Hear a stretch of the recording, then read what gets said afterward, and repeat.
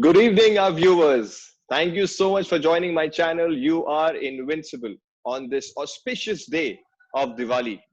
Today is a beautiful day, and we have a very fascinating interview. We have a guest, Diego Antolini, all the way from Italy, and my fellow YouTuber, Shomu Chatterjee.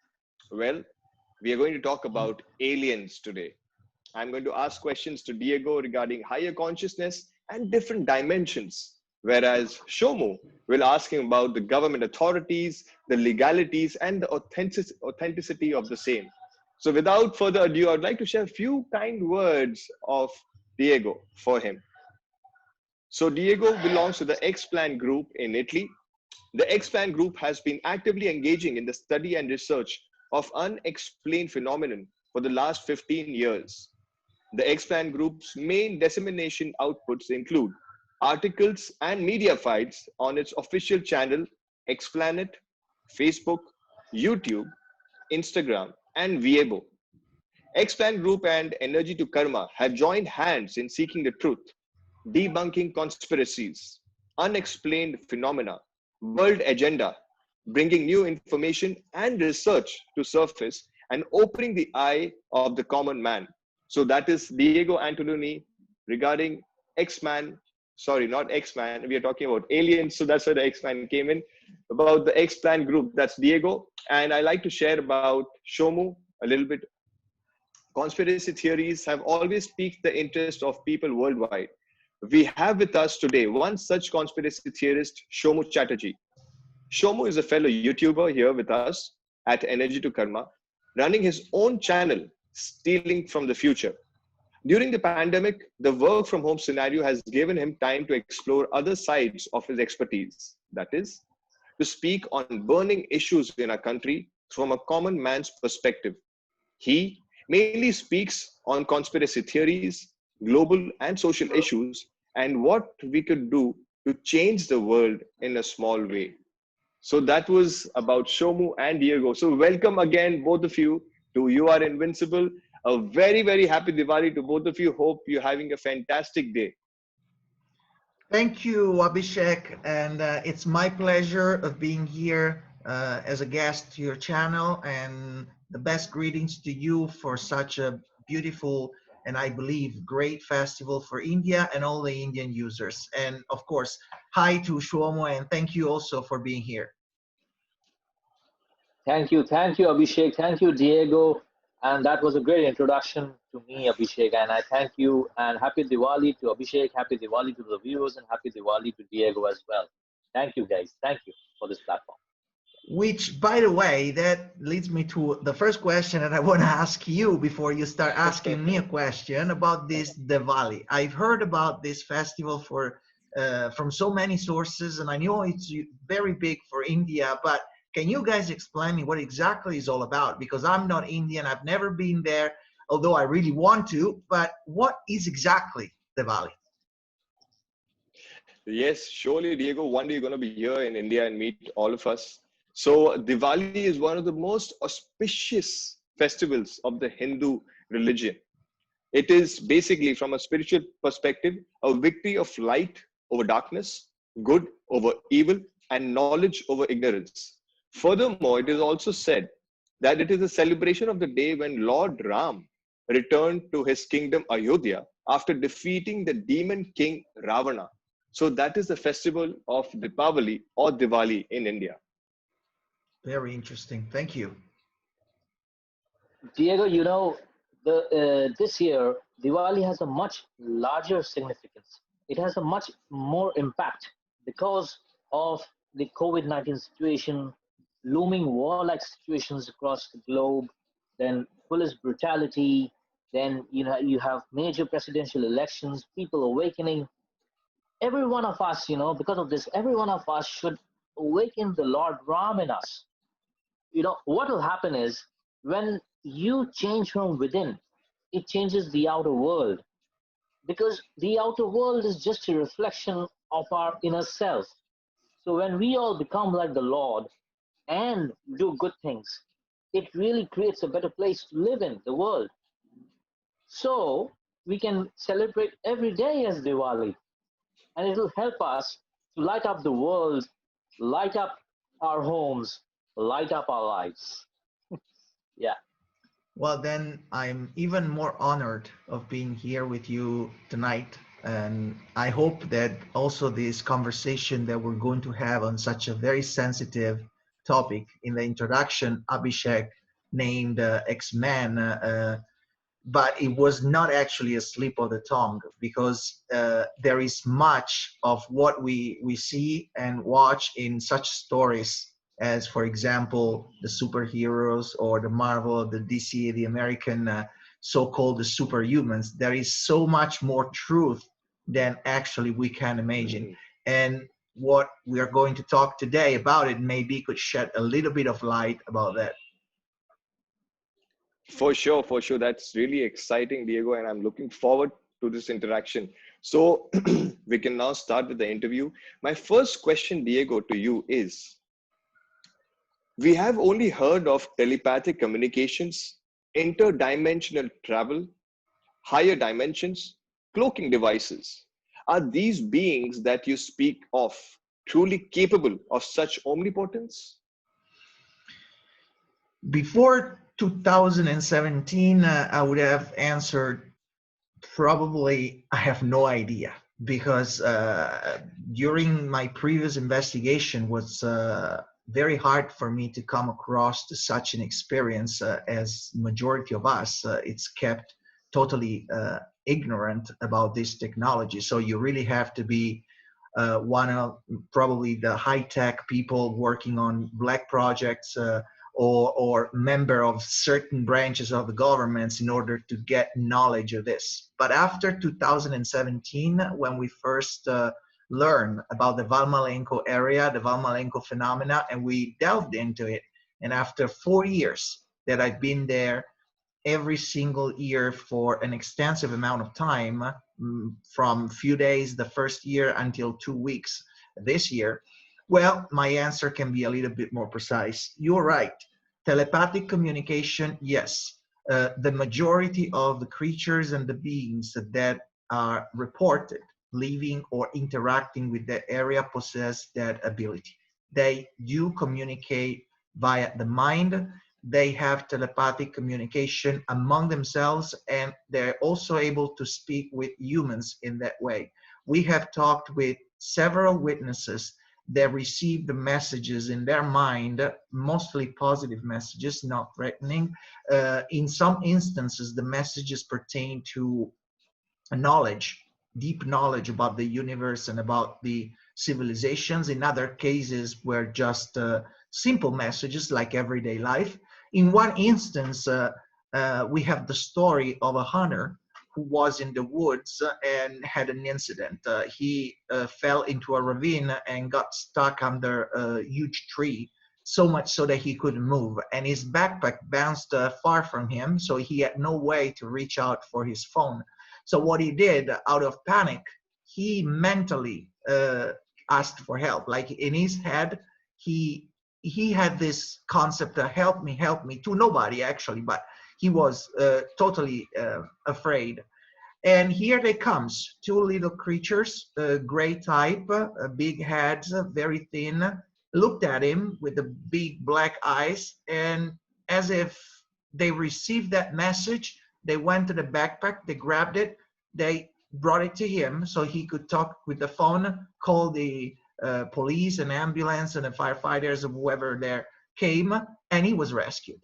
On being rescued, he told the authority about this. He said, I was saved by two creatures, to something that they were not human. And of course, nobody believed him. And even right now in those small villages, he is reputed to be a crazy man because after that day, of course, his life changed. But he maintained his account. He said, I was saved by them. If it were not for them, and probably if it were not for my thought that I sent out, probably I would have died there because those mountains are not very much populated. I mean, if it happens something to you in the woods, it takes probably days before someone can find you. And I've experienced that. I've been there. I didn't go just shelters or in the villages. I actually went to the woods. I went to the bare rocks.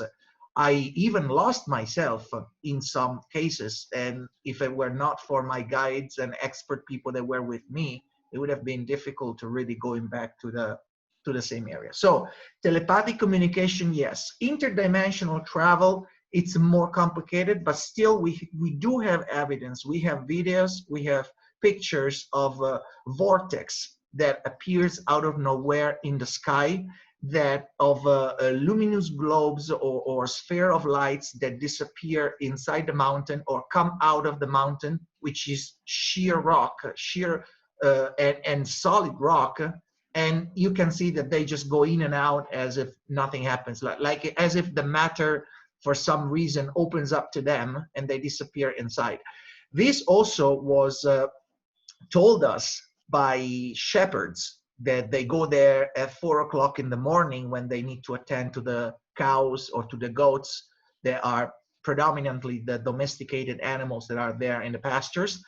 And once they told us, well, you know, every time we go out at 4 o'clock in the morning, we see this light coming in and out. For us is normal. I mean, we don't, these people are very simple people. They're not very much educated. They don't go on internet. They don't have time. That their day is basically working in this beautiful natural landscape from early morning until early night, and they go to bed. They're very tired, and the following day they attend to the animals again. They're very simple people. So when we talk to them, it's impossible for them to conceive such complicated things like a sphere of lights going inside the mountain, or describing some impossible trajectories, changing colors and everything. It's really hard for them. That there is no reason why they should do that. So I would say interdimensional travels and higher dimensions, absolutely yes. Cloaking devices, I'm going to tell you something that probably will surprise you, but maybe not too much, because both of you are also investigating in this area. The cloaking device belong also to a terrestrial technology. It's not just alien. Military already have this technology. They do not have, as far as I know from my resources, they do not have the teleportation technology. They don't have that yet, but they do have the cloaking device. And it's really a matter of physics. It's how you divert the light from the surface. Instead, the surface, the light hitting the surface, thereby making it visible. For some reason, they develop an electromagnetic field where the light bounce back. And so not hitting the object, we don't see the object. It's very simple. I mean, from the physics point of view, it's logical. From the technology point of view, it's not that simple to implement, but they do have. So I'm telling you this difference because during this conversation that we're having, when I talk about some crafts that are seen in the sky, or Abhishek, you have some pictures that you're going to show. Not all of the craft that we're showing are alien in nature. Some of them can be, in fact, very much terrestrial, although not identifiable and probably secret. Wow, that's quite intriguing, Diego. Talking about pictures, I would like to share this photograph with the viewers. This photo, it looks like a single alien who's standing. Maybe he's just standing still. I don't know what's happened. Maybe he wants to connect to humans, or what is it? If you can throw some light, Diego, on this photograph, it's really amazing. I mean, when I saw it for the first time, it was stupendous. So please, if you can share some views, Diego. You know, when we decided to do this together, and I anticipated you that we have a huge amount of material, photographic and video and audio, and we just chose a little samples just to give our users, your users, a glimpse of how big, of the extent of this Valmalenco files and this amazing investigation that we are living through it. This alien, I chose it specifically because it's not, it doesn't belong to the classical grays as we can see in the movies or in some representation, and it's not an interdimensional being like light beings or completely not materialized. This is a hybrid. You can see the physicality of the figure. You can see that the physical is that the body is a half real and half ethereal. These beings, some of the beings that are there, are capable of shifting from one dimension to another. And we believe they're also standing in between two dimensions. That's why they can partially become real, means that it's not that they're not real if they're not visible, means they can become concrete in our reality, meanwhile staying in their own dimension or in another dimension. This is, we believe, it's for a sort of a protection. Let's say, for example, they materialize 50%. This materialization allows them to be visible on cameras, to be invisible to the naked eye, and if someone wants to attack them out of fear, for example, let's think about a policeman or a hunter or someone who is armed, and they want to hurt them, because their body is not fully present in our reality, probably the bullet would not harm them, because their organs or their physiology, it's partly in another dimension. So we believe that this is also kind of a protection. Actually, this was told me by one contactee that it's also my friend, and we had a lot of confrontation about this. And his alien contacts told him that sometimes they prefer not to be fully materialized, because not because they can't, but because they know that some human can have an unpredictable reaction. So they also need to protect their lives from that. When you ask me the first question, do they have omnipotence? No, they do have limitation. They can be killed, they can die. Once any being come into existence in our reality, they're also bound to the limitation of our reality, so that they need to respect the law of our physics.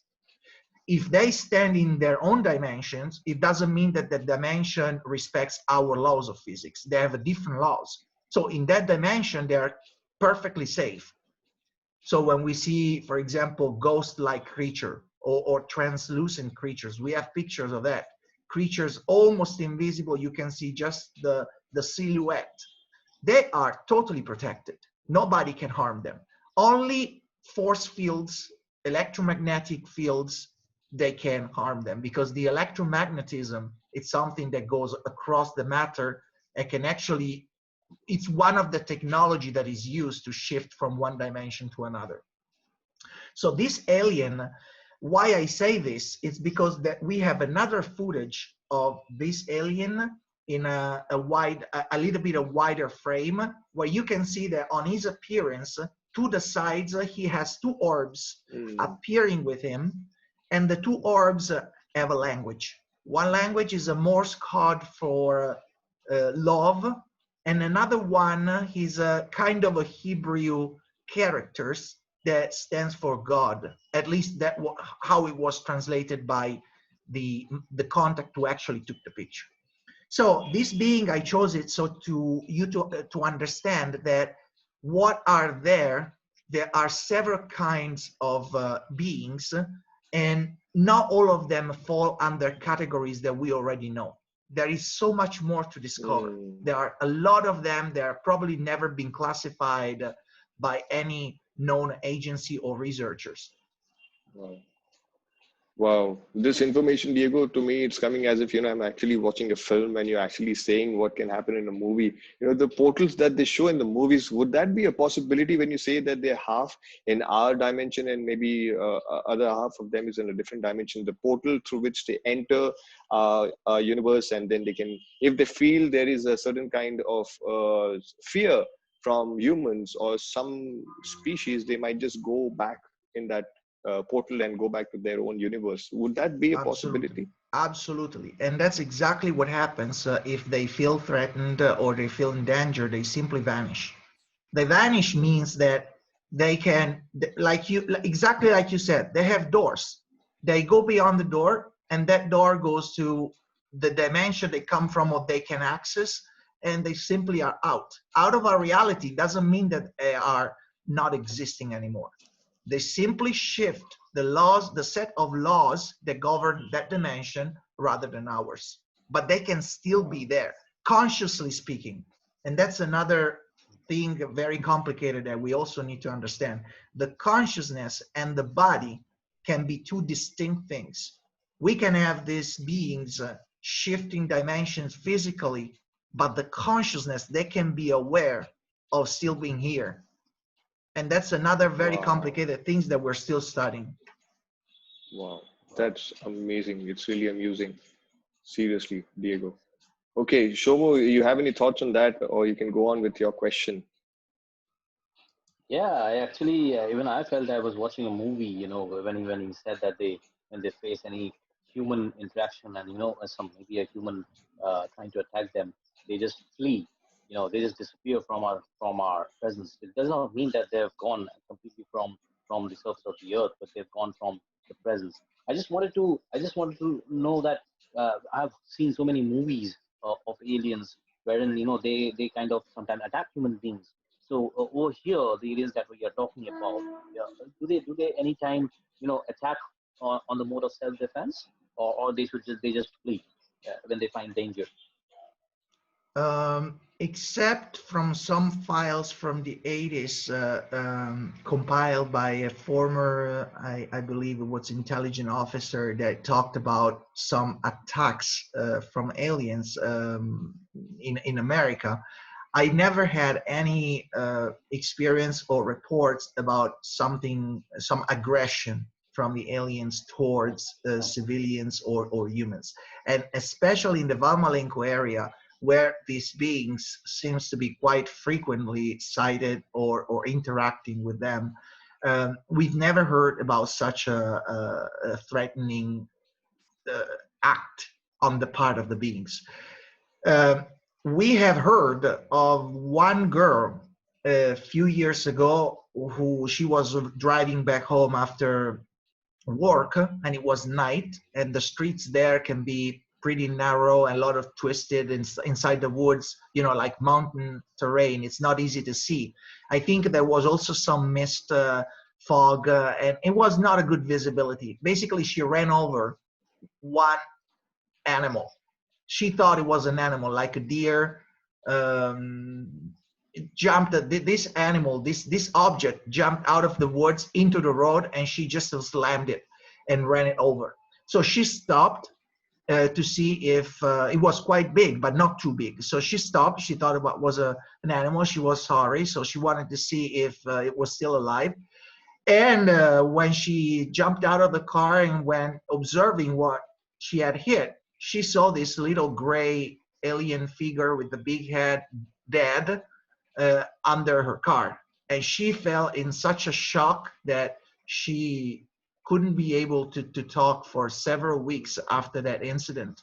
Eventually, the authorities were called. She found the courage to speak on the phone and call for police. The police arrived. They sent someone from Milan, from the biggest city nearby. Actually, it's about 3 4 hours driving, but all the way from Milan, some people, like they called it rescue people, came. They backed up this creature into a plastic bag and they brought it to a lab in Milan, and nobody has ever heard anything about him anymore.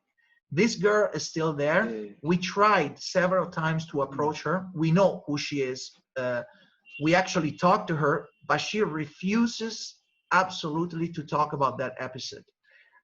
She confessed something to a close friend of her, which we talked to, and she told us that she's still, after several years, she's still under deep shock. So what she saw there was totally unearthly, totally that she could never recognize as belonging to this planet or nothing that she had ever seen. Okay, so we had this incident a couple of times that there is such a dramatic event, but we never had any. Usually, Shomo, what happens is that if there is an unexpected encounter and the creature doesn't want that, they simply disappear. They can be really fast and they possess technology to, you will see later in another picture that Abhishek will show us, that they have teleportation, they have light beams that can just suck them up in the sky. So I mean, they prefer to live rather than be physically confronted with humans. They avoid that. That's great. That's really nice. Yeah. So I'll get on to my question. So what is the best way you can describe to us the Valmalenco Valley phenomenon? The best way is one word that I created and I'm pursuing as my personal theory that I believe summarizes what's happening there, and it's exo-integration. Exo-integration, in my view, is that condition by which we have a human community integrated or interacting with a non-human community or non-human beings. We can call it colony, we can call it visitors, something that it's alien to that community. Alien in this case means not only from another region or another area of the world, it means literally from another world. That could be a dimension, that could be a physical world within our galaxy, we don't know. But definitely exo-integration, it's when a community is integrating with something else coming from far away from all standpoints, from a social point, from economical, from a psychological, from material, for any type of viewpoints that you can think of, it's totally alien. And there is an integration. So the Valmalenco area, since at least 2009, we know that the first recording of the local authorities about unexplained phenomena and aerial phenomena on the ground, dates back to 2009, where the first reports, photographs and pictures were taken, audio was recording and so forth. But the peak of the phenomena appear to have occurred around 2015, 2014, some like a couple of years before we were called up into action. We were called up by a local resident who first wrote us an email informing us about the situation there, asking us if we knew anything about the Valmalenco, and we said, no, honestly, we never heard about it. And she went on to explain. She gave us some articles from newspapers. She gave us some links. There was at the time a blogger who from Turin, another industrial city next to Milan, who had collected some of the pictures and was carrying on the blog trying to report, at least to keep people informed about that. So we collected this information and we decided to finally prepare a field investigation there for the following year. So it was 2016. Valmalenco Valley phenomena are so varied and so extreme and so complicated that if we only look at the pictures and we hope to understand the phenomena by looking at the picture, that's the mistake that many of the Italian research groups have done so far. They go there with technology, they go there with infrared devices, they go there with drones, and they hope they can take the picture of the century and to prove that the picture is true, and then they conquer the world. But for us, our approach is a little bit different. If we want to understand why such a particular condition is there in that valley, I think we need to work more on the people than on the pictures. That's true. That's totally true, Diego. I totally agree with you. It's more important to work on the situation rather than just focus, okay, let's get a photo and then we'll get it out in the public, in the universe, in the world, and get the so-called media. I mean, it's just a very selfish way of doing it rather than having a coexistence of the species on planet Earth. That brings me to the next question. That's the second question from me, Diego. What do you think is their understanding of consciousness and energy? Over here, I'm talking about the extraterrestrials and aliens, their understanding of consciousness and energy from your point of view. I can answer to this question only through the knowledge that I have second-handed by few persons living there that actually had contacts with aliens in this respect. I've never had any personal connection in this respect about consciousness with them, but from what I have collected, they possess a vast knowledge about our universe, about our planet, and they do favor the spreading of this knowledge to humans. They're actually, there is one particular kind of beings there that we call observers, that they are there to watch. And when they watch, this is also a big symbol about watching, because we know that where our human race gained consciousness of what we are, we have this free will concept, right? the the idea that we have choices upon our destiny.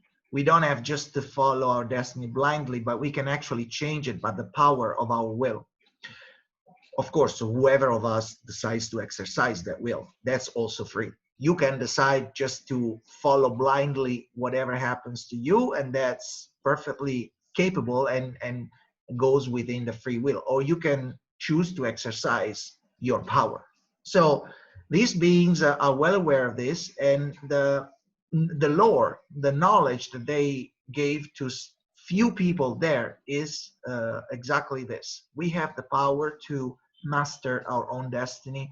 We have an incredible source of power within us, our soul and our consciousness, that it's something that not everyone in the universe possess. So they also confirmed what other people who are in touch with alien civilizations confirmed before. Also our ancient lore, you know, like the most ancient civilization, like the Hindu, the Chinese, or the Egyptians, they all say that our consciousness is the most powerful thing that we have. And it doesn't mean that our consciousness is just your mind, our mind. Our consciousness is something bigger than that, something that actually pervades all our different bodies, or all our multidimensional layers. If you understand what true consciousness is, then what these beings are doing, like shifting dimension, uh, traveling from planet to planet, it doesn't seem that science fiction or that difficult anymore. It's just because we do not have the level of understanding to read that, and to before that to accept it. Once we Mm. accept that this is true, and we just need to learn to try to get to that level, then it's just a path. We have a power. We choose to learn. We choose to open our mind, to open our heart to this new knowledge, and just we go on. From a conscious point of view, it has to be this opening. If we only relate on technology, and if we only think that the most advanced sign of our civilization is science and technology and machines, and we totally forgot our true nature, we will never advance. We will only, like you guys in your YouTube channel say it many times, we will only become more vulnerable to the powers that don't want us to grow. True, true, Diego. I mean, when you're talking about the consciousness, I mean, if we open up to the ninth consciousness, which is the highest that we have, we can actually have the same energy, the same frequency that we are talking about right now regarding the species that we don't know much about, whether it's the aliens, extraterrestrials. It's about delving deeper inside our own brain, inside our own self, you know. So it's very true. I mean, as long as we become aware and open about it, the more we get connected to the universal energies that are around this universe as well. Thank you, Diego, for sharing this as well. Yeah, let's go on to the next question. Shomu, what's your next question? Yes, yes, absolutely. I'll move on. So I just wanted to ask you, is there any kind of government involvement in the Valmalenco Valley? Okay, this question is very sensitive, Shlomo, because it's, of course, I can Yes. give you the simple answer, or I can give you a more complicated answer, but let's start with simple. Then if we have time, chance, maybe another time we're going to elaborate something more about this. When it comes to Sure. governments, it's Sure. always complicated, obviously. I can assure you this: every single government in our planet is aware of the existence of alien civilization. Every single government in our planet is aware that some of these civilizations visited, are visiting, and will visit our planet. All the governments in our planet at some point in time have had a contact with some of these civilizations. Now, it gets complicated when we look at the geopolitics of our world, where are countries that have more power than others to decide the destinies of entire nations. In that case, we assist also a difference in technological advancement. We know that some countries have achieved technology advancement earlier than others, faster than others, and thereby they can exercise more power upon the others.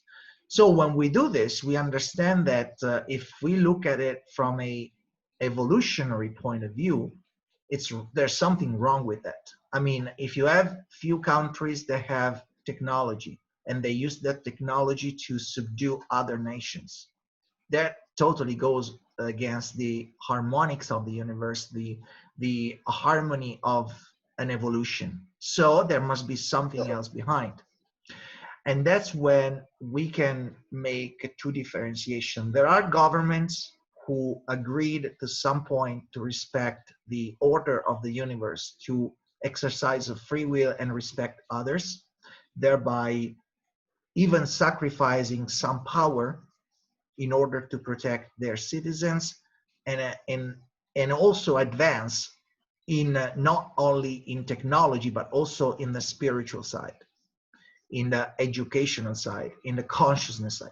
Other countries, on the other hand, they sacrificed not only the spiritual side, but they sacrificed their own citizens just to come to terms with something, some force that is not interesting that we evolve, but they're only interested in power. And this country acquired technology in exchange, and that technology allowed them to be very powerful. So in the Valmalenco, there are several governments that know about it. I have the evidence from reliable sources that the United States of America visited that area. Some countries in the Middle East visited that area.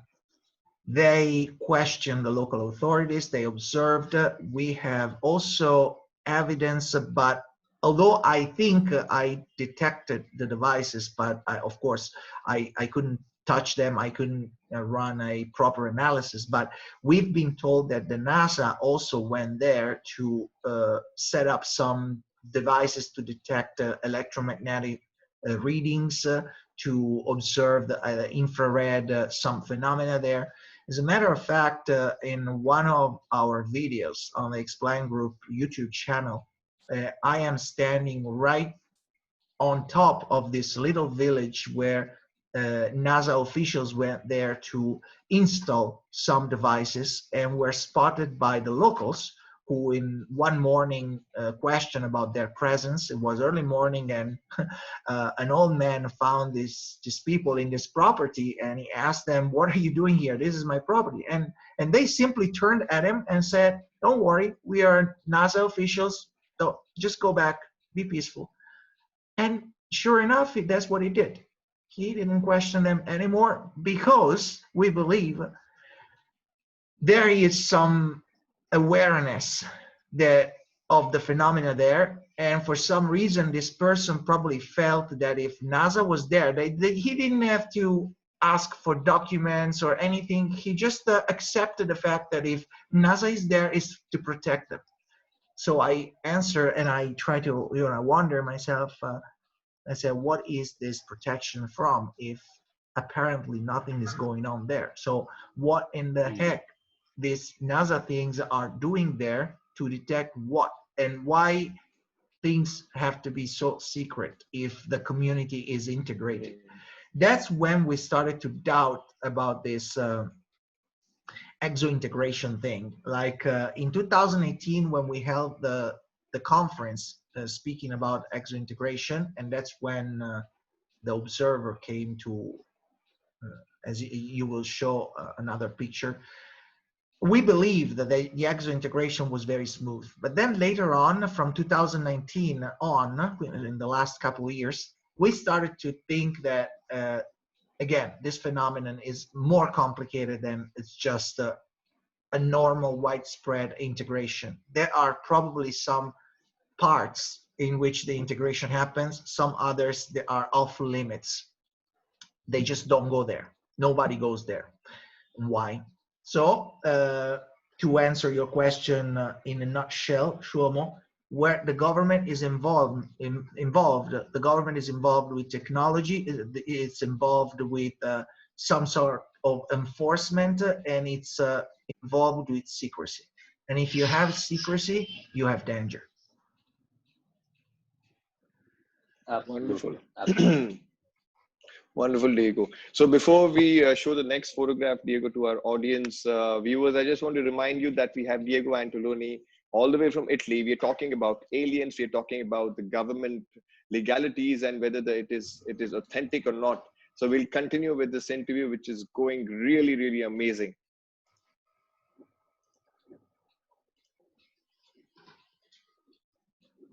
So I guess we have crossed 40 minutes. It'll be safer if we go on to the second link, right? Because I don't know when Yes, it'll get because cut. for some reason the limit was removed.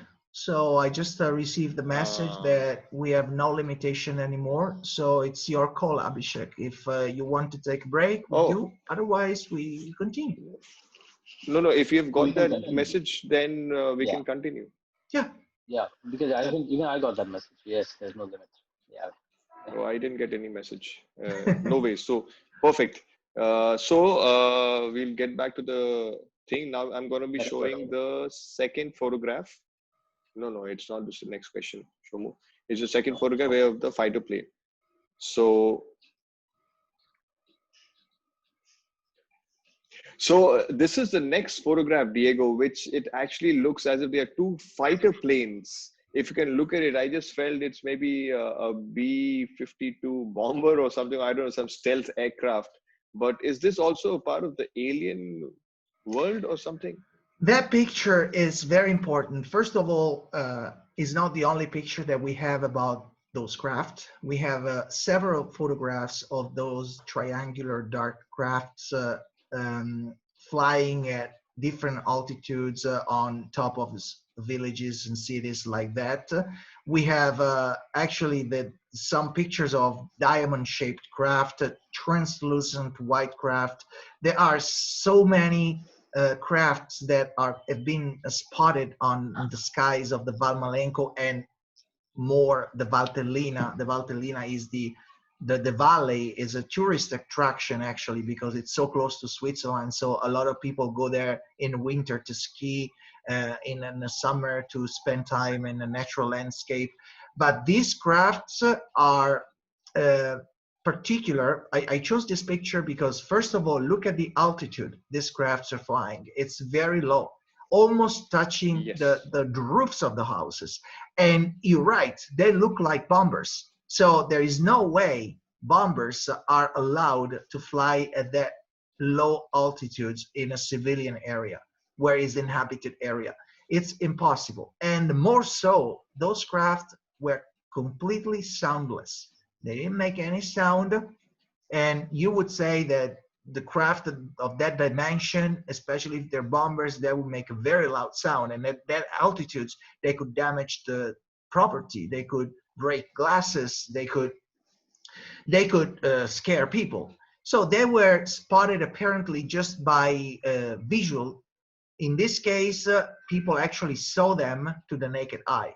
And that's one of the difference with the other crafts that are not visible, but only can get out once you take a picture by accident. For example, people are taking picture of the sunset, or they're taking picture of the mountains, and then they look at their digital camera and, oh, there is some object. But in this case, they were plainly visible. And so it means, why I'm saying this, because probably what we're looking at here is terrestrial technology. It's a military for sure, most likely secret, as we have no record about Italy or Switzerland possessing these planes, and we also have no understanding that Americans or other powers are allowed to fly over Italian sky like that. So it's probably secret military technology, and you can see under the two planes, under the two craft, there is a sort of a white bulb. There is a white dome. Sorry, blue. It's a bluish dome, bluish white dome, and we believe that that's a kind of a plasma. Is a plasma ball, a plasma, which probably replaces the fuel, the ordinary fuel. So in this case, it could be the source of electromagnetic field that allows this craft to move, and that's the reason why no needs sound, no needs reactors, no needs burning anything. They simply generate this electromagnetic field and follow through the natural fields that are in the air, and they just go, which is the technology that allegedly is used by the most advanced civilization. They don't use like people talk about plutonium or even nuclear energy. There are some, but still is not the most advanced. The most advanced is simply you use the natural force fields that every planet has around, and you just move following this stream. It's like fishes when they go into the ocean, they follow the streams and the flows and the currents, or the birds when they follow the winds. Well, in this case, some craft, they simply plug into the force fields of the earth and move. These crafts are pretty amazing, because we know that almost 100% with certainty it's not alien, it's terrestrial, which raises even more questions about what reality we're really living and what we've been told about our civilization, not just about aliens, about our civilization, the degree of advancement that we really have. That's very interesting, Diego. Very, very interesting. That brings me to my next question, which is, why haven't these beings made contact with us? You think they're scared of us, the human race? Okay, this ties in with Shlomo's question about the government involvement, what I believe. This is my idea, still based on circumstantial evidence and a lot of people that I spoke with at various level, government and non, authorities and non. I believe that because of our current system, from governments to governments, based on the exert of power, of the pressure that one country can exert upon others to show their power. Our system right now in our world is not based on a friendly and harmonious interaction, but basically it's based on how much power, how much force you can show to others, so that others either are your allies if they don't want to be destroyed, or they are your they are subject. They have to follow directives. So friends or enemies are made by the degree of power in terms of technology, of course, that you have, that you can sport, you can display. Because of this, alien civilizations that are following the free will concept, the concept of the raising of the consciousness, of course, they cannot render themselves visible at a mass level, because there is not such a unified level in which the human race stands right now. Human race is divided, is scattered, it's torn apart. by the mm, government decisions, the government policies that are never oriented for an actual human growth or human evolution. They are just oriented towards the strengthening of their own power. So they also avoid and they forbid this civilization from having a mass contact with humans. And this is just the plain logic. If alien civilizations would agree with this type of system, what would be the hinder, the obstacle from the government to expose them? There would be nothing. Actually, they should use that by saying, you see, other civilizations in the universe are following exactly our way, our models. It means that we are on the right way. So here it is. We are taking the right decision. I mean, if they know that this civilization follow the same system, there is no reason to hide from us. But they do. mm, And the reason they do is because they know that once these civilizations opens up to us, all the government systems based on power and interest and financial gain will crumble, would simply mm, stop, and so would stop their power and their and the concentrated elitarian oligarchic uh, empire that 1% or 0.5% of the population built upon the rest of the world. This is to use logic, and it's my opinion. I'm still waiting for someone to disprove this. Why do they not make contact? Because they must let us take our own decision. We must choose. The choice is ours. We must choose for ourselves where we want to go. And unfortunately, our decision is based upon the decision of our leaders at a mm, mass level. This is your question is at a mass level. Individually, it's a different story. Individually, they have manifested to us, to a selective people that are they have reached enough consciousness, enough understanding, and they made their choice. They can make themselves visible, and they do, and they tell us you can, as an individual, be free. But mm, of course, as an individual, it's just one little contribution that we do to humanity. The real deal, the real enlightenment will be finally when all humanity united will be able to do that shift. And unfortunately, mm. even what's happening this year, I still think that we are far from being from having that level of consciousness. We have to work a lot more. That's true, Diego. That's true. And that's also a very intriguing point of view that you just shared right now. That's really intriguing. Well, Shoma, let's go on to your next question, please. Yeah, absolutely, absolutely. So while I was hearing about the mass contact is not happening, I mean, so that's what I was thinking. If it would have happened, obviously there would have been a lot more avenues that would have opened for us as human beings, studying about them, having more educational avenues for them. But unfortunately, yeah, it does not happen. Anyways, going forward, uh, what is the geological significance of Valmalenco Valley? Studio.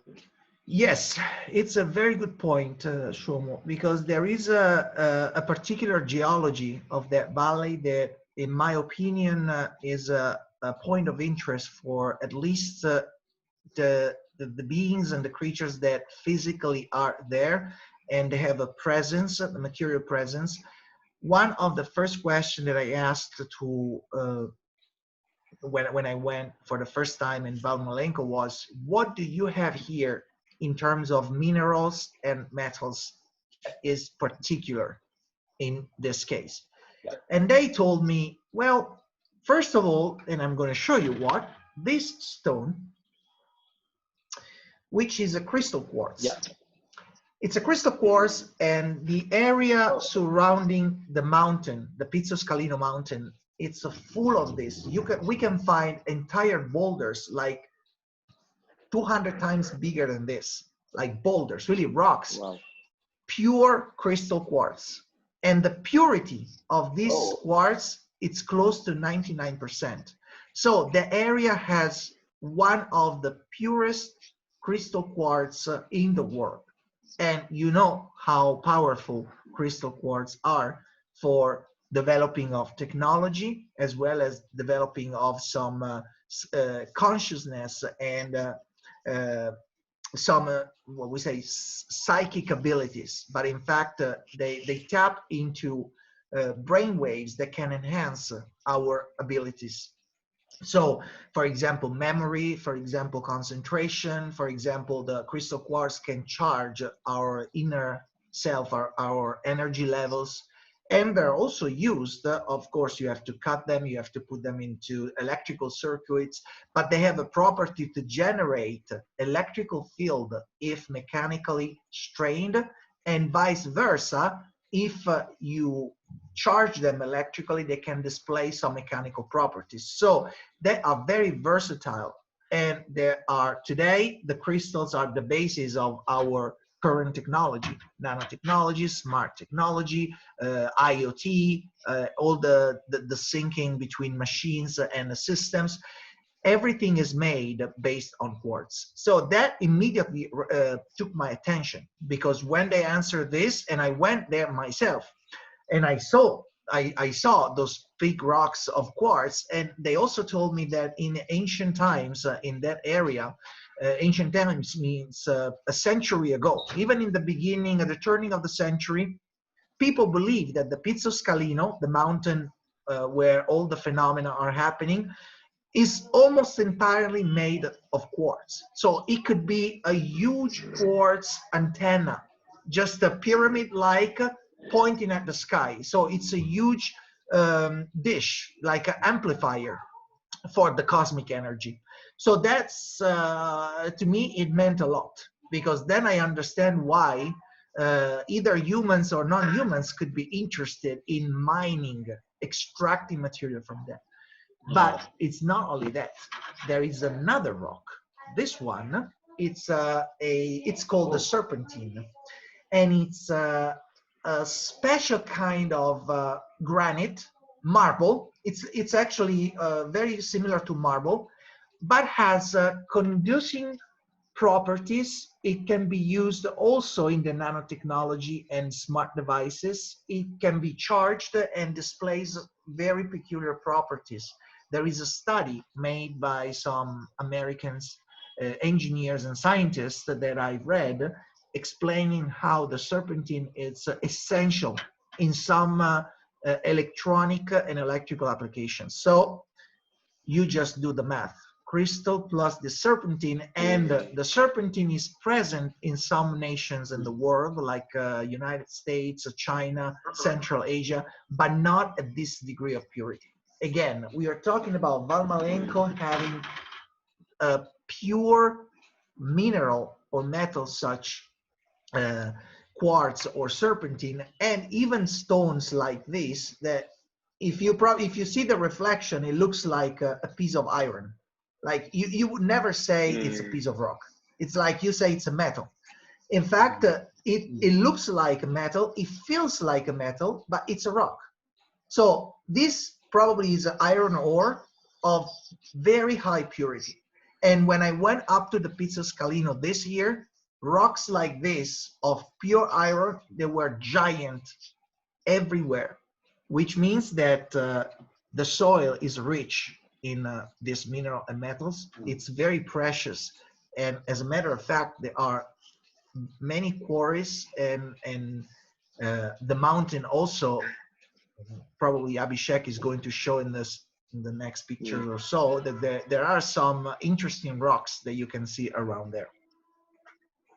Yes, yes, Diego. Before I show you the vertical rock, I want to show you this photograph, which is of, to me, it looks like a creature is flying. It looks like human to me. If you can just look at this winged creature, it's very intriguing. I've never seen something like this ever in my life. What do you think, Diego? What is this? Who is this? What it is, it's difficult to say, but we started to have knowledge about this creature a few years ago, 2018, when I was with one of my local contacts. We were visiting one area, special area of interest, and all of a sudden he looked up in the sky and said, "I saw something." So he told me, "Don't move," and he took a pictures of me from under my chin, so that in the picture you can see Mm. my face, and on the sky one of these winged creatures. What you are showing appears to have bat-like wings, like a bat, but the one Yes. that was taken with me in the picture had feathered wings, like an eagle, or in that case an angel, because in that picture you can clearly see a woman-like shape with long hair and these white wings. It's very beautiful. It was just standing above my head. That was the first time, and then I started to dig deep into that, and many people came up saying, "No, we saw them. We saw them. We saw them on the highest peaks of the mountains around here." One of my collaborators, still is a resident there, one night was having a hiking with other few people, 5 or 6. They usually, sometimes when they're born there, they know the mountain very well, so sometimes they go in the night because it's quiet, because it's beautiful to hike at night. And they were scared to death when they felt something very big flying upon their head at a very low altitude, so much so that the wind almost took the hat away from them. And they were so scared because they said that that was not a bird, it was too big. And they heard the flapping of the wing just once, which means that the whatever it was so big that we just with the flapping of the wings, it probably went away very fast. So we have indication. And then last June, when I was there with 5 people, and we were sitting on a vista point from the Valmalenco facing Sondrio, so the city. We saw one of these creatures just appearing from the woods to our right, gliding down. So it was not flying up, was gliding very fast. And it crossed the valley that it's about 5 to, I would say from mountain to mountain, there are Alps to the right and Alps to the left. It could be several kilometers, 5 to 7 kilometers in 5 seconds. 5 seconds to glide Wow. from one mountain to another, disappearing into the woods. And one of us saw it very well and actually made a drawing.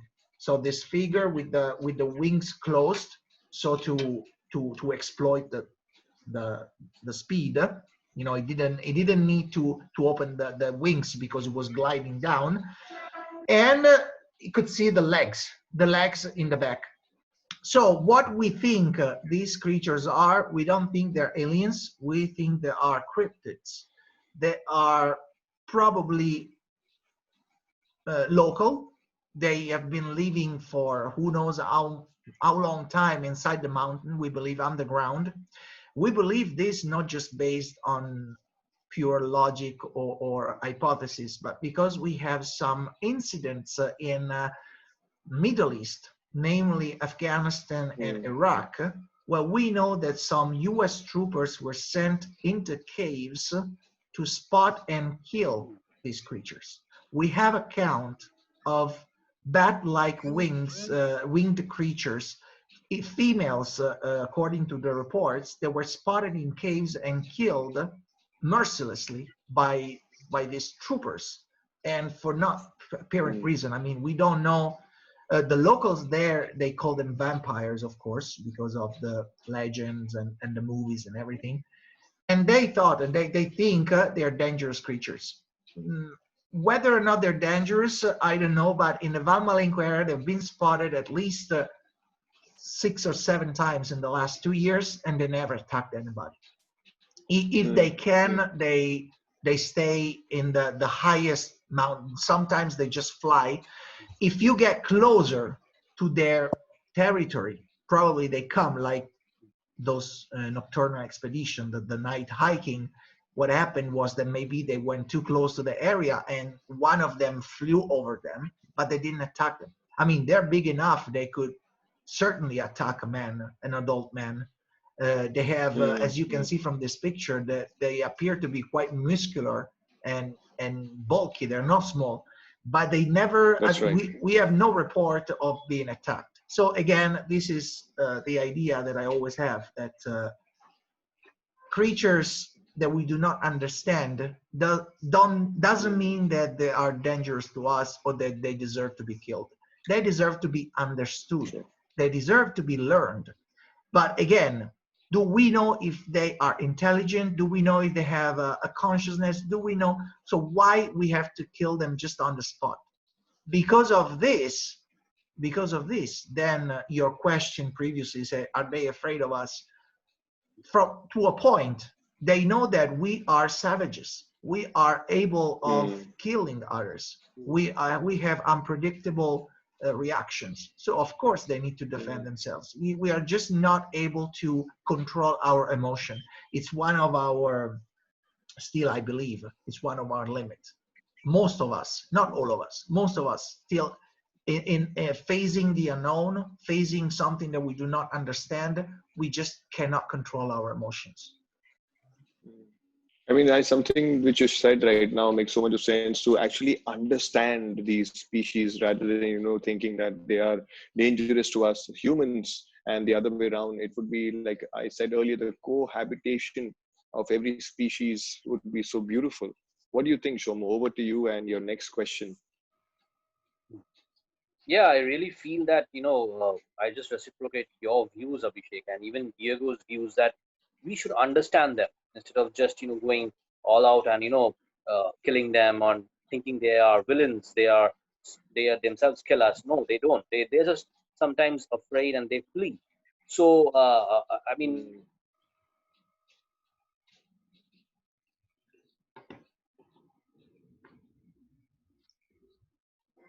I still see you, Abhishek. I think we lost Shomo. Yes, I guess we lost Shomo. learn about We them. should. Absolutely, absolutely. Okay, he Yeah. came back. So, Shomo, we just lost you for a second. If you can repeat the question, we lost you for a few seconds. yeah, sure. So I just said that, instead of just, going all out and killing them, we should just first understand them, learn about them, study them, and then we can take a call on what we should do to progress the understanding their conscience and make our decisions. Yeah, that's what. So which brings me to the next question, Diego. What is the most memorable incident you have had during this expedition? I would like to, well, actually, I had more than once in 4 years of investigation there, at least once per year. In 2018, several, 2019, not, but last year, no, sorry, this year, we're still in 2020, last summer, I was there in August because after 4 years, we decided to prepare for one of our biggest feature of, well, our biggest goals was to climb on top of the mountain, the Pizzo Scalino mountain, which is over 3,000 meters above sea ground. And we think that majority of these sightings come from the very top of the mountain. There is something there. I mean, we just wanted to go and see this huge natural antenna, which, by the way, from some people is not natural at all. This mountain, it's just the coverage of something else inside. So we prepared it for going up, and we were escorted by two local guides, very expert. They were born there. They've been there for countless of times. They're very expert. And I trained myself about a year to do that hiking because it was not an easy way. There is not a trail. People go there, of course, mountaineers. They are expert people in the mountain. It's not as high as the mountains that you have, like Himalaya or Nepal, but it's considered to be like a medium. It's a medium hiking, so not completely easy. On the way up, the day before, I asked my guide about the water. I said, can we find any water in on top of the mountain, or how much water supply should I bring? And he said, no, no, no, there is no water because they're just rocks, plain rocks. There is very little vegetation. It's mostly is rock. So you won't find any water. You need to bring it with you. Okay, so I prepared. I put it in my backpack, and I had enough supply of water. So we hiked for about 4 hours, and we were very close to the top. It's about 4 to 5 hours to reach the top, and then 4 or 5 hours to come down. So we were talking about 10 hours total. So we were like about 100, 150 meters under the top when I heard and I saw water. I saw like fresh water coming out of the rock in a little waterfall, what like vertically. And I told the guide and I told the other people that were with me, you see guys that there is water. So why you said there is no water? And nobody answered. Well, we were tired. So I just made this comment and we continued to walk. When we reached the height of the spring, I couldn't see it because it was hidden by a huge rock. So I told them, I want to go drink that water. So please wait for me here. I go there, I refill my water, and I come back. And again, they didn't answer. They just stood there. And last time I saw them, they were all together standing in the middle of the trail. And I went behind the boulder. I didn't see them anymore, but I could still see the spring.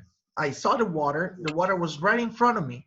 Plenty of water, not just a little trickling water. It was like enough for me to wash my hands, wash my face, drink from the rock, and I refilled 3 small bottles of water. I calculated that I was there for about 10 minutes, the time to refresh myself, to refill the water, and then going back.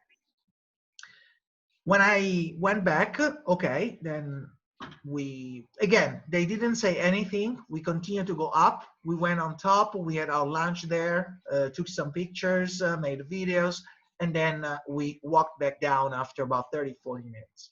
When we reached again the level where the spring was, and on our descent, I looked back to see if the water was still there. I didn't see anything. I just saw dry rock, as if that rock was dried for years. There's no trace of water. No, I couldn't hear anything. But in that moment, I did not make the comment because we had another problem to solve, which was basically that our guides got lost. Which is very particular because they were like was father and son. The father was 45 and he had been in that mountain since he was 12, and his son also, since he was very little, they went up and down that mountain almost every week. So they actually were very nervous. I could sense that they didn't expect that. They didn't know how to find the pass to go down. And there was kind of an argument. So we were busy trying to understand where we were and so forth. Then finally, of course, because their experience, they finally found a way. And after 1 hour, we basically lost 1 hour. Then we went down. There were other people waiting for us there. So we had some refreshment and everything. And the investigation, that was the last day of the investigation on that month. Then I went back home. My home is about 6 hours driving. So it took me a few days to recover, relax, and everything. When I started to memorize, to recall the memories of that episode, already 1 week had elapsed. So 6 days later, I started to visualize what actually was going on there. And then it occurred to me about the spring. So I messaged the people that were with me on top of the mountain. I told them, did you guys hear when I told you that there was a spring and I actually went there to drink the water? Only one person out of 4 said, yes, I saw the spring, I saw the water, and I saw you going away. The others said, we didn't see the water, we didn't hear the water, we just saw you disappearing and you went away for more than 30 minutes. And we were worried and we were thinking that we had to go find you, but we just didn't move. For some reason, we kept on saying to ourselves, we have to find Diego, we have to find Diego, but they didn't move. When you came back, the girl who saw the water, she told me she was the one who was taking pictures. She said that I looked very pale and I was moving very slow, as if I didn't have energy anymore. But I remember that I actually felt very energetic. I was in really good shape. So that when I started to think that few years before, one of the contacts that we have there told me that two of her students, she is a teacher, two of her students went up to that mountain and they saw a door. Like at 3,000 meters, they saw an iron door, metallic door that was very bright. And they got so scared that they flee immediately and they went back. And they told about this to the others. Nobody believed them. So I started to think. I put together what I saw and the fact that we got lost and this previous tale about the door and what the electromagnetic fields can do if they are very powerful. They can actually shift dimensions. They can actually show some realities that only people that have a frequency to see, they see them. But not all of us vibrate at the same frequency. In that case, maybe me and the girl could see the water. I went there, I felt the water, I drank the water. The others simply didn't, but for some reason they could not react to tell me, where are you going? Or we come with you. They were just standing there as if when there is a clash of dimension, one dimension goes and the other one stays in slow motion, or for some reason timeline flows differently. That's why then on the way back we got lost, because probably we were, if this is my theory, that we were at the border with two different dimensions. And so everybody got disoriented. There was no orientation anymore until we continued to walk, and then we got out of that anomaly. Then the experience of the guide and their orientation came back and they were able to recognize. But in that area, the hybrid area where probably the two dimensions were very close, they were totally incapable of orientation. And they were tired and everything. So this, I believe, it's an experience that if you take it singularly, you could say, okay, you saw the spring, the girl saw it, the other didn't or didn't hear anything, maybe they were tired. But if you put it into the context and perspective, you see that that mountain has a huge energy. And really, there can be doors there. So if the shepherds tell me that there are craft that go in and out of the mountain, after my experience, I'm not surprised anymore. I actually find it very logical. Wow, what an experience, Diego. I mean, Wow. thinking about it, you must have been overwhelmed yourself after a week when you were trying to recollect the memories of the entire expedition or the trek that you had done. You know, talking about the rocks and the mountain, this next photograph, which I'm going to share right now, it's, you know, it looks as if it's a very steep rock or a mountain. I don't know what it is, but if you can throw some light, it looks like a very, very steep rock and a very sharp one at the same time. What do you think? Please give the viewers your point of view on that. Yeah, we call that rock the Meridian, and we discovered it in 2017. Our first investigation there, we were scouting the area at the bottom of the mountain, the Pizza Scalina mountain, and we went off trail.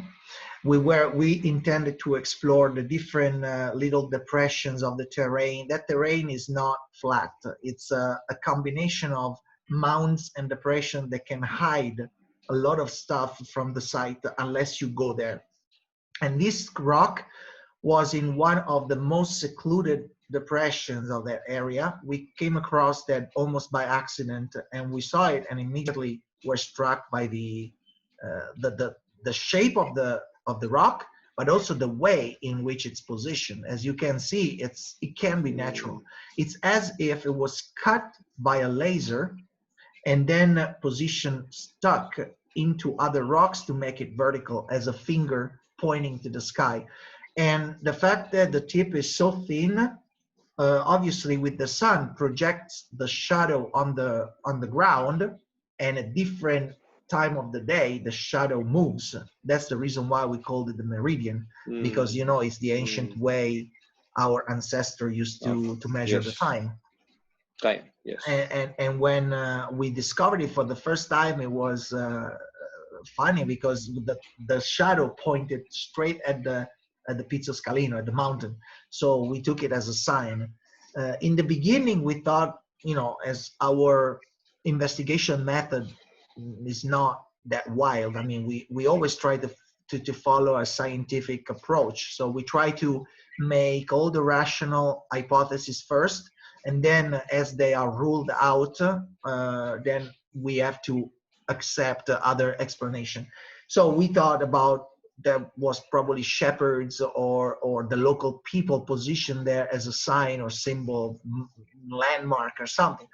And we questioned a lot of them that are around, and all of them said, no, we never saw something like this. It's not our customs, it's not our tradition. We don't do that. And we just know that we don't go there. We stay away from that area. So that's when we thought, okay, then it must be a landmark, but from something else, from the other side probably. And then we started to observe the behavior of our devices. In fact, the cell phone don't work. And when we try to make videos, there is always interference. So the electromagnetic fields there, it's very powerful around that rock. Again, it's like a small antenna, but still we're talking about a 1.5, 1.6 meters tall rock. It's small if you compare it with the Pizzo Scalino, which is in the background, but it's still quite tall, we believe, to generate or to attract a certain magnetic field. And we felt it. I mean, some people there feel headaches, nausea, they feel like they're not comfortable there. Even in some instances, they are scared. I had people ask me to leave immediately when they were around that area. So I think it taps into different sensitivity, depending on your emotional nature, your status, also your psychophysical attitude. How and so stable forth. you are. Exactly. Yes, I believe so.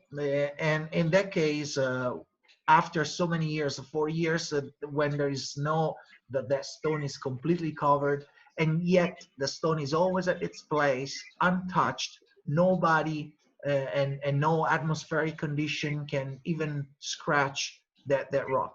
It's there. And to us, it's a very interesting point, even because we made a discovery this year around that area, but I'm not going to tell you yet because we have to verify. Next year, we're going to go back there. We have to verify what we spotted. It's right before leaving, we saw something on a rock, and we just have to go back and double check.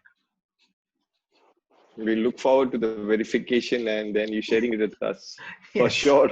Can imagine. So that brings to the last question from my side. What do you think is the probable future for us humans and aliens? Do you think we will get any kind of disclosure on this topic? And can both species coexist, as I was mentioning about cohabitation? What are your views on this? Well, I would answer with a hope. I hope it will be the case in which humans can finally reach a level of understanding of not just our place in the world, but our role in the universe. And once we open up to the idea that we're just part of a huge system that is harmonious. So every single element of the system has a particular role and a particular reason to exist. Hmm. Once we accept the existence of these elements, then we can talk about coexistence. So the exointegration that we believe is the Valmalenco, uh, by no means is a perfect exointegration. There, obviously, when it comes to human nature, I don't believe in perfection as a whole. I still think that imperfection is the reason why we exist, because through the imperfection we can continue to So evolve. true. So true. So I also believe that alien civilizations, other civilizations, they do not have perfection.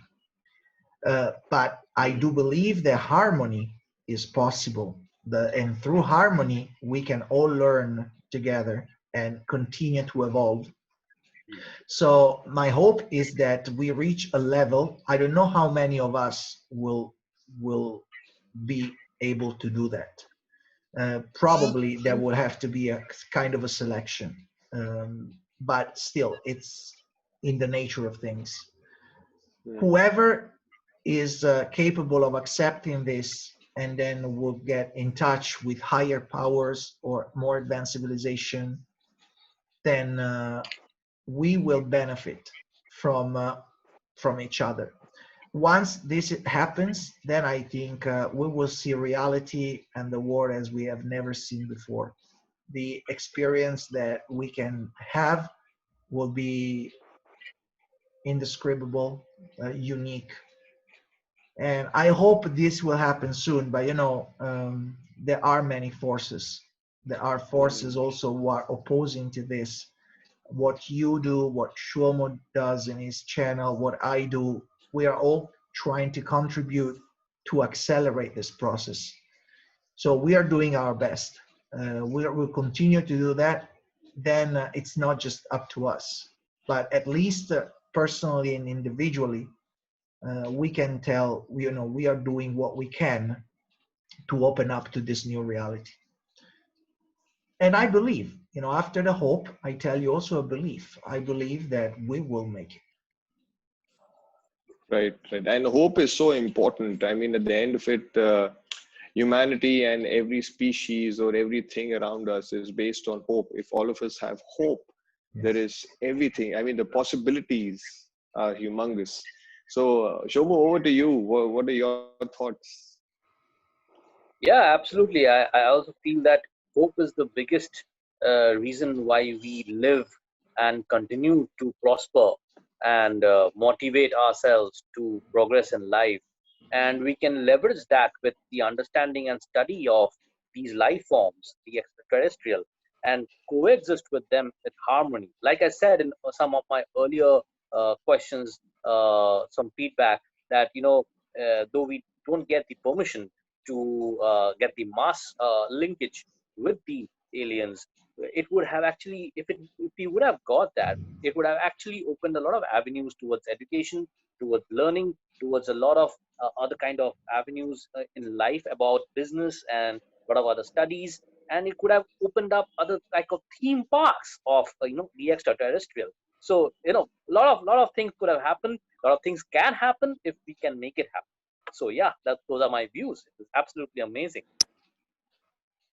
Wonderful. Thank you, Shomo. Thank you. So, Diego, before we end this interview, I want to show you a few more pictures. And this one is with your friends, I believe. And there's something behind. I guess it's on your side. I mean, right above you. There's something. It's like an orb. And the other two pictures also shows the same orb, I believe, but has different colors and has something written on them. It is very intriguing. First of all, I thought, what was this? Was it a moon on a different night or something? So I don't know, but what do you think? What was it, and what Okay, was written on it? let me put this picture and the highlights that you're going to show later into perspective.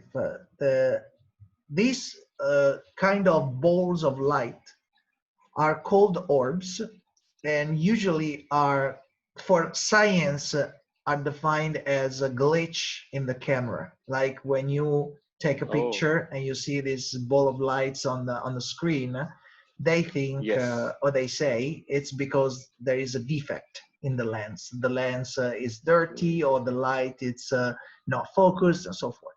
In this case, Mm. however, I really want the scientists of the photography to explain in what glitch we find runes inside these globes. Runes is an ancient language of the Nordic people in Europe, from Iceland to Norway to Germany, like the ancient Vikings. They used to write. One of the earlier writing systems was the runes. And each symbol Okay. has a significance in itself.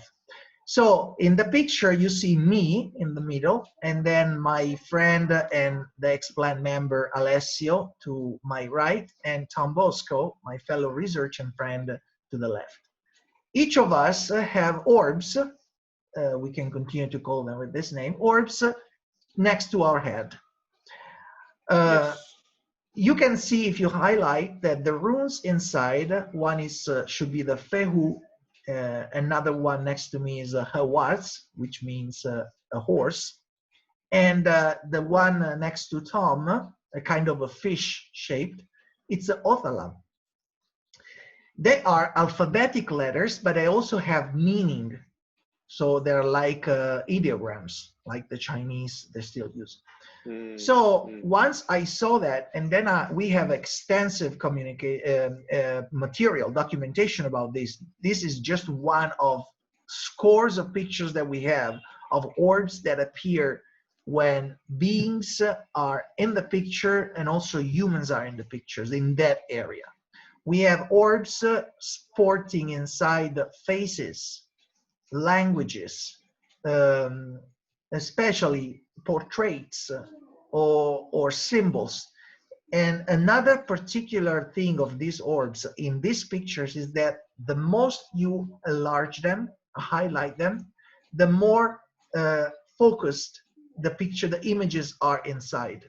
When we send this to labs, and actually our also technical lab analyze them, our tech guy told us that usually in the digital technology, when you highlight a picture, like the more you enlarge, the more the pixels distance themselves, so the picture is Right. not on focus. In this case, Right. it's exactly the contrary. The more you highlight, the more knitted, the more visible the image inside the orb is.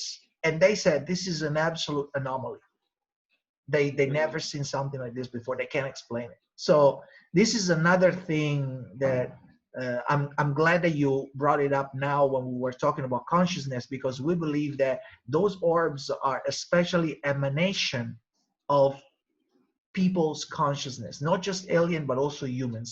Wow. And we are beginning to think that those orbs appear when there is some strong emotional shift or emotional event, even unconscious, that we don't realize it. For example, in that picture, we were going to a place where there were some symbols on a rock, and around us, we heard something. We were in a little bit of strained condition, like we were very attentive, we were alert, because we knew that there was something around us in the dark, but we didn't see that. Other pictures that we have from other people, especially teenagers or children, they have tons of these orbs around their head, and they're also very emotional. So this is just the beginning of another kind of investigation. It involves aliens only to a point, but it involves a lot more consciousness, our ability to materialize things with the power of our mind or our emotions, which your culture and Yes. many other culture have this idea, especially your culture, about to materialize objects and ideas with the power of the mind, which is to me very interesting. Right. Right. It makes a lot of sense. I mean, yeah, Shobha, you were saying something. No, I just reciprocated. It is absolutely amazing what he said right now.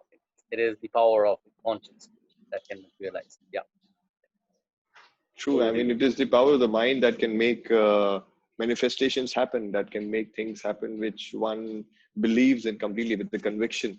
And today, the interview, I mean, we are nearly at the end of the interview. So, viewers, I hope you guys have enjoyed this interview. It's actually a Pandora's box which has been opened by Diego Antolini of the X-Plan Research Group, all the way from Italy. It's like an introduction of the galactic beings to humanity. And I'm really thankful to you, Diego, to be able to give us this perspective. It has been very enlightening for me. I'll be very honest. Few of the things that you have shared, I only thought it exists in movies because I'm an actor, so it comes to me from that perspective. But with the documentation and with the proof that you have shared with us, with the viewers and audience, this shows that all this is existent while we are alive right now. So, Shobha, would you like to say a few things before we end the interview? Absolutely, Abhishek. I really do. Even I am an aspiring actor, a YouTuber, and I'm into the media business. I'm into advertising, and I have also seen some of these movies wherein I had actually imagined that what would be the Earth with these aliens. MIB is a great example. Men in Black. Now, how can we coexist with them? How can we coexist in harmony with them? And there you go. Diego has shown the way. Open the Pandora's box, and then we have the answers and how we can approach and coexist in harmony with them. And I guess this is an absolute great platform, a great interview we had, Abhishek, wherein we got to know the answers to that. And that's all I have to say. It was amazing. It was enlightening, and it was absolutely marvelous at this auspicious event of Diwali. Wonderful, wonderful. Diego, would you like to say a few words? Yes, just uh, to bid farewell for this interview, I would like to say one thing. A big thanks to Energy to Karma for the courage that he had to put us all together. This is the very first English interview about the Valmalenco Files in the world that has ever been made. I hope it won't be the last. Probably won't be the last, but it's the first. So you, Shomo, Absolutely. Energy to Karma, we are all in for this first worldwide event, and it's really, I believe, unique. We only scratch the surface of the phenomena. As you said, it's a Pandora's box, and we only covered the very, very beginning of it.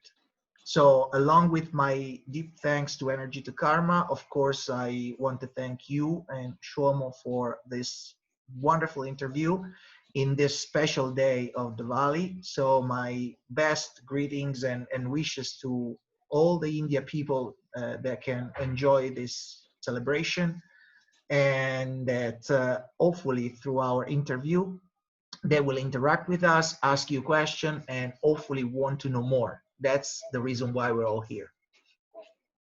Absolutely, Diego. Thank you so much for your kind words. And viewers, as Diego said, that this is today a very, very auspicious day, a day of lights, Deepavali or Diwali, as we all know. I hope all of you are enjoying with your families and friends, and wishing from all of us, from Energy to Karma, from Diego, from Shomo and our families, a very, very happy Diwali to all of you. Just a word of caution: please take good care of yourselves during this time. Make sure that you're taking care of Mother Nature.